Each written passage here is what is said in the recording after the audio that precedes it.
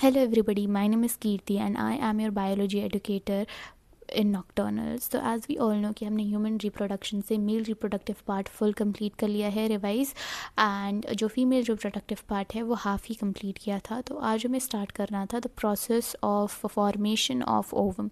तो जैसे as we all know कि हमारे पास जो मेल्स हैं, मेल्स में स्पर्म्स का फॉर्मेशन यानी गमीट्स का फॉर्मेशन प्यूबर्टी से स्टार्ट होता है, बट फीमेल्स के अंदर ऐसा नहीं होता है. फीमेल्स में हमारे अंदर गमीट का फॉर्मेशन का प्रोसेस जो है वो एम्ब्रियोनिक स्टेज से ही स्टार्ट हो जाता है. आफ्टर जेस्टेशन, जेस्टेशन के 7 मंथ से ही oogonia का फीमेल फीटस में फॉर्मेशन स्टार्ट हो जाता है.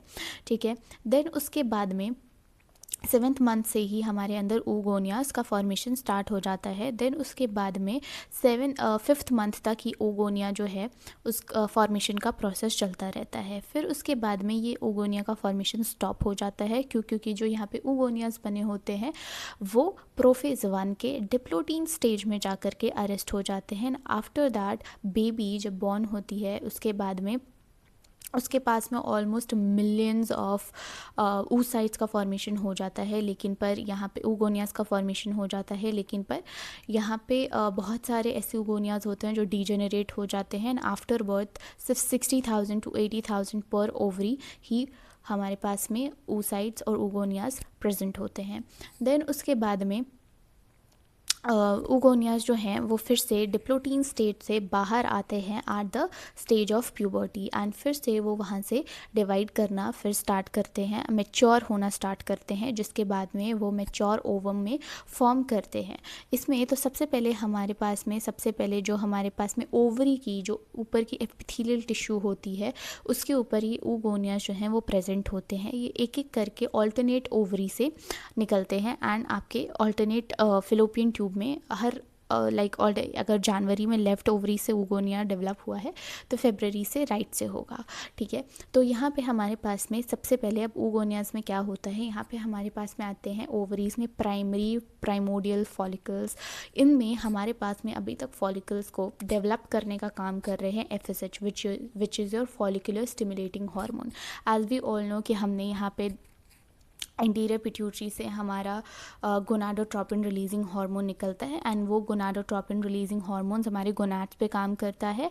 मेल्स में टेस्टिस में काम करेगा एंड फीमेल्स में ओवरीज में काम करेगा. तो वो 2 हार्मोन्स रिलीज़ करता है. वन इज़ योर LH जिसे हम ल्यूटेनाइजिंग हार्मोन कहते हैं, and second one is your FSH जिसे हम फॉलिकुलर स्टिमुलेटिंग हार्मोन बोलते हैं.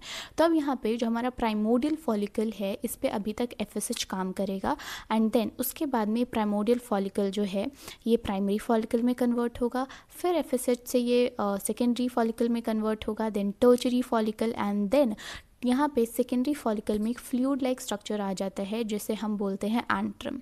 ठीक है, ये एंट्रम फ्लूइड लाइक स्ट्रक्चर का फॉर्मेशन होता है, एंड देन उसके बाद में टर्शरी फॉलिकल, एंड देन आपके पास में एक मैच्योर ग्राफियन फॉलिकल आता है. तब तक हमारी ओवरी से ईस्ट्रोजन रिलीज़ होता है क्योंकि ये जो फॉलिकल्स हैं वो ईस्ट्रोजन रिलीज़ करने का काम करते हैं जो कि आपकी यूट्रस की वॉल को पॉलिफरेट करके रखती है. ठीक है, फॉर इम्प्लांटेशन अगर फर्टिलाइजेशन हुआ तो. देन उसके बाद में हम आते हैं, जैसे ही यहाँ पे हमारा मेच्योर ग्राफियन फॉलिकल रप्चर होता है उस टाइम पे हमारे फॉलिकल से सेकेंडरी oocyte निकलता है. Let me tell you one thing, ovum नहीं निकलता है, सेकेंडरी oocyte निकलता है. NCERT में 2 अलग अलग जगह पे दोनों ही अलग अलग चीज़ें दी गई हैं. एक जगह उन्होंने सेकेंडरी oocyte लिखा है और एक जगह उन्होंने ओवम लिखा है. मैं मेंशन कर दूँगी ओके, ठीक है, वीडियो में कि उन्होंने कहाँ पे सेकेंडरी oocyte लिखा है कहाँ पे ओवम लिखा है. बट अगर हम कॉन्सेप्चुअली चीज़ें पढ़ें तो यहाँ पे हमारे फॉलिकल से सेकेंडरी oocyte ही रिलीज़ होता है. एंड जब स्पर्म आकर के, चलिए मैं उसको आपको नेक्स्ट वीडियो में कंटिन्यू करके अच्छे से एक्सप्लेन कर दूँगी.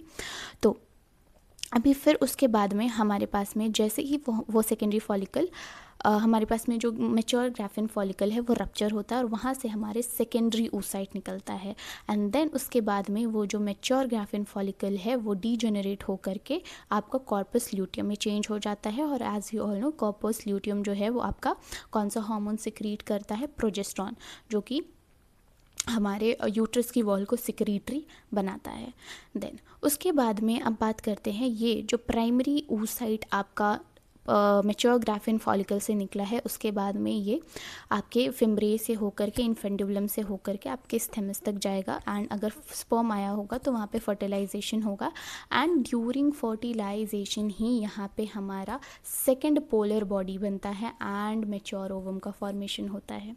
So this is all about your female oogenesis, जो कि हाफ अ पोर्शन बचा था वो मैंने इस वीडियो में कवर अप कर दिया है। एंड नेक्स्ट वीडियो में हम इसे ही आगे इस चैप्टर को कंटिन्यू करेंगे। कुछ छोटे छोटे टॉपिक्स और बचे हैं, देन ये चैप्टर ओवर हो जाएगा। Thank you so much.